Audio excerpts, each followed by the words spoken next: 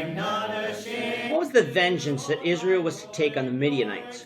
This is the question that we seek to answer today as we continue our verse-by-verse study of the book of Numbers on Walking Through the Bible. His word, the glory of his cross. If you have a Bible with you, turn to Numbers 31. We're going to be reading from verses 1 to 11. If you don't have a Bible, don't worry. Just follow along with us on the screen. The version that we'll be reading from is the New King James Version. So, Numbers 31, beginning at verse 1.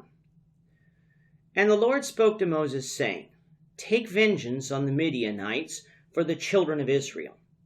Afterward you shall be gathered to your people. So Moses spoke to the people, saying, Arm some of yourselves for war, and let them go against the Midianites to take vengeance for the Lord on Midian. 1,000 from each tribe of all the tribes of Israel you shall send to war. So there were recruited from the divisions of Israel 1,000 from each tribe, 12,000 armed for war. Then Moses sent them to war, 1,000 from each tribe. He sent them to war with Phinehas, the son of Eleazar the priest, with the holy articles and the signal trumpets in his hand. And they warred against the Midianites, just as the Lord commanded Moses, and they killed all the males. They killed the kings of Midian with the rest of those who were killed, Evi, Rechem, Zur, Hur, and Reba, the 5 kings of Midian. Balaam, the son of Beor, they also killed with the sword. And the children of Israel took the women of Midian captive with their little ones, and took as spoil all their cattle, all their flocks, and all their goods. They also burned with fire all the cities where they dwelt, and all their forts. And they took all the spoil and all the booty of man and beast.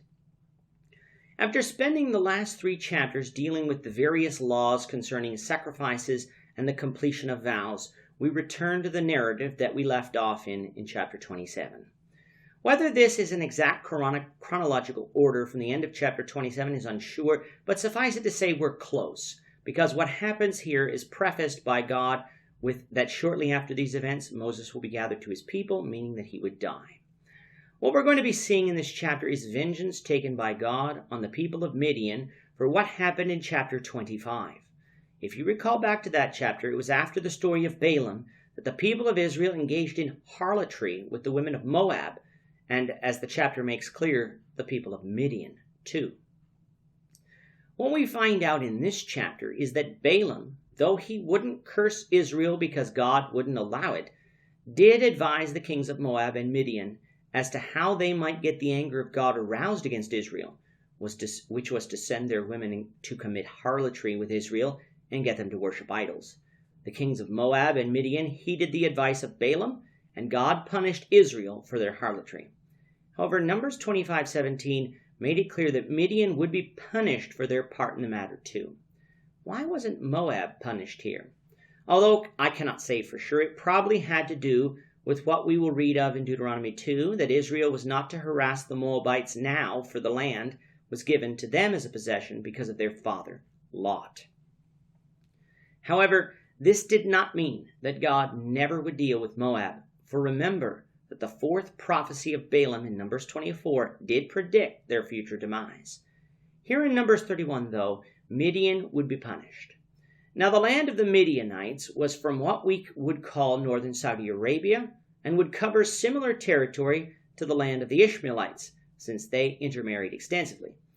Due to the sheer size of this land and the fact that the people of Midian will be found in our later studies of the Old Testament, it is evident that the battle that will take place here would not utterly wipe out the Midianites, but merely punish those involved with the harlotry, namely the leaders and those in the vicinity of Israel.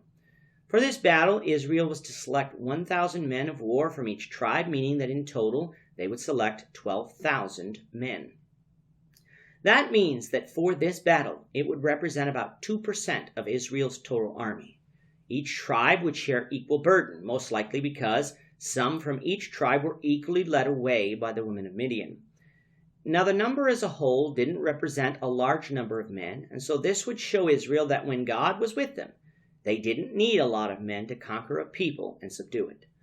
Along with the men of war, Phinehas, the son of Eleazar, the high priest, would go with them to sound the trumpets that were made in Numbers 10 for this purpose.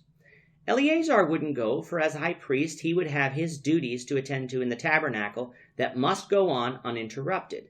It is unclear whether the Ark of the Covenant also went with them, as verse 6 says that the holy articles came along too. If the Ark did go with Israel here, it would make the story in 1 Samuel 4 make much more sense as to why the children of Israel would have thought that having the Ark going before them into battle might lead them to victory.